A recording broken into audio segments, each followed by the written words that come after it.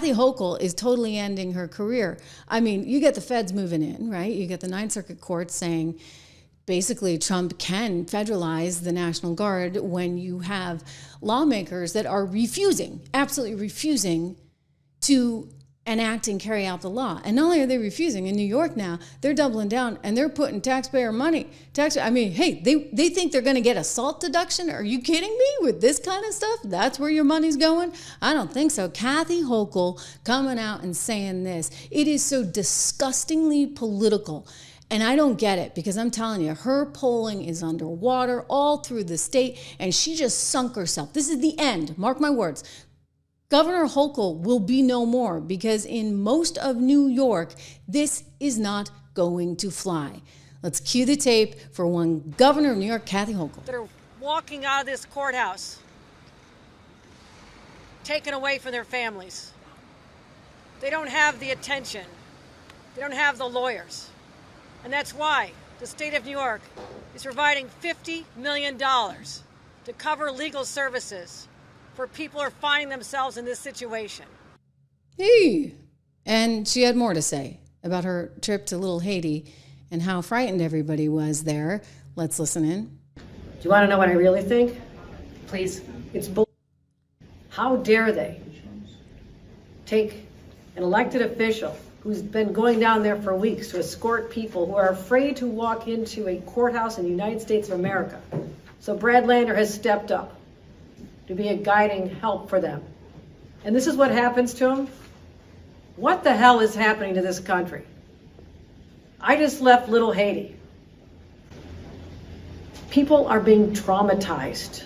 Small businesses, people walking down the street. When I was there in August, the streets were mobbed. People were walking down the sidewalks. There were vendors everywhere. The traffic was crowded. Today, there was silence. People are living in fear. One woman just told me the ICE agents are going in and out of buildings there. So the reason for this is because the Supreme Court has just allowed the Trump administration to end a parole program that was put in for some migrants by the Biden administration. The lower court had blocked the move to cancel temporary protections for about 500,000 people, actually somewhere around 532,000 non-citizens that were being brought in from Cuba, Haiti, Nicaragua, and Venezuela. And so the Trump administration said, why were they doing this? Like, why were we having all of the 532,000 people?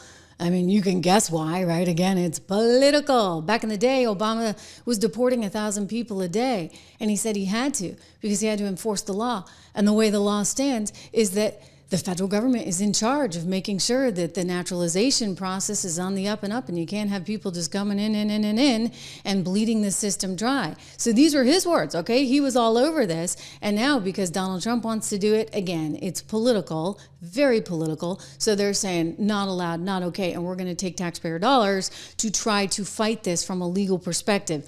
But good luck, guys, because the Supreme Court just late last month, early this month, allowed for the Trump administration to revoke all those temporary protections to the 532,000 non-citizens from all those different countries. And so because of that, you now have ICE saying, look, if you're here illegally and if you've committed a crime, you're out. And they're going around and they are trying to make these arrests, but don't tell, the New York City comptroller that, who's trying to get his 60 minutes of fame because he's now running for mayor in New York City. Take a look at Brad Lander. You saw this. He got cuffed and hauled away. You don't have to. I'm not obstructing. I'm standing right here in the hallway. I asked to see the judicial warrant. By asking for a judicial warrant? You don't have the authority to arrest U.S. citizens asking for a judicial warrant. We go too. Sorry. Away. Abstain. Where are you taking him? Hello. Hi, I'm the Comptroller's Press Secretary. Where are you taking the Comptroller of the City of New York? And with what authority? There you go. With what authority? They take him right out in the elevator. They have since released him. We got a security detail. Number one is going to go with him, all right? Hang on. By the way, none of this got violent in any way. I should point that out. Right We didn't here, right? see anything like we saw in New Jersey. Remember where La Monica, was like full force. stomach ahead, ramming through the ICE agents, and now faces 17 years in prison because, well, she was impeding law enforcement. And according to the tape, they have assaulting law enforcement. Anyway, Elise Stefanik, the representative from New York, is all over this. She may be the next governor of New York. You know what? She should run for governor of New York because she could take Kathy Hochul out like that. She really could. She said $50 million of New Yorkers' hard-earned taxpayer dollars are being used for illegal migrants' legal fees because Kathy Hochul puts illegals first, New York last. Her failed leadership in New York is on display. According to one Elise Stefanik, she's tweeting that out. I mean, it's really pretty unbelievable. What I would just say is this. Yes, it's all politics. It's all theater, except for the fact that 20 million people came here. And we don't really know who's here. And Donald Trump was elected, winning both the Electoral College, right? And the popular vote on two main issues. One was the economy and inflation, and the other was immigration. And so he has promised to clean up all these big cities, including places like New York City, including places like LA, including places like Chicago, very blue cities, incidentally, that don't want ICE there. Now, I ask you, why don't they want ICE there? It's kind of weird, all right? It's a little bit weird because I don't know why you would want people in your community that you can't account for that may have committed a crime. And so it's just gotten so wild. But he put the order out, this week on Truth Social, saying he was all over this. Donald Trump intending to actually enact the largest deportation operation of people who are here illegally in history. But you know what? He's got to beat Obama for it because Obama has the crown, so to speak, on that one, all right? Obama is the guy who was deporting more people than we had ever seen. He's also saying, listen, you know what? We need ICE. We need folks that are working hard to actually shore this whole thing up. I mean, don't forget, they've been despised, just kind of dehumanized by many on the left. And he's making the point that completely, totally inappropriate. And that we can't have this kind of third world dystopia.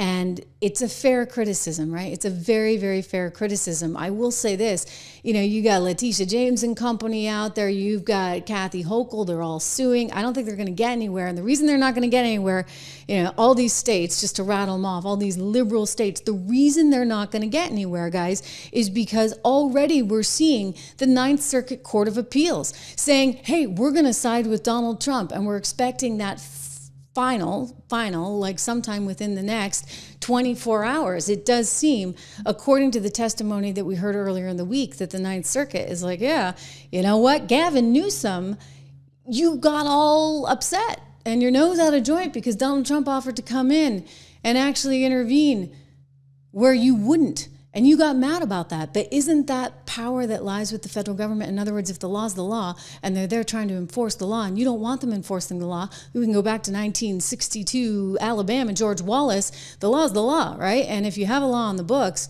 and you're choosing as governor of the state to not enforce it, then that is a moment when you're going to actually have to federalize the National Guard. And he was, furious about it. But I'm telling you, he's not going to win this. Already, the 3-judge panel sounding very skeptical of California's arguments that President Trump should return control of the National Guard to the troops in the state. Because that's just not the way the law works. We know that because guess what? You get something called Title 10, U.S. Code 12406. Commit it to memory, everyone. This is the federal statute that allows for the president to, quote, call into federal service members and units of the National Guard in such numbers as he considers necessary to execute. Imagine that, the laws of the United States of America. So again, you guys want to change it? You go change the law. The law is the law. And we can go through that too. We've been through it on this show. The Constitution, whether you're looking at the Supremacy Clause, the Commerce Clause, the Naturalization Clause, guess what? There's a whole bunch of clauses. It's very clear that the federal government, if they got any power at all, they have power over our borders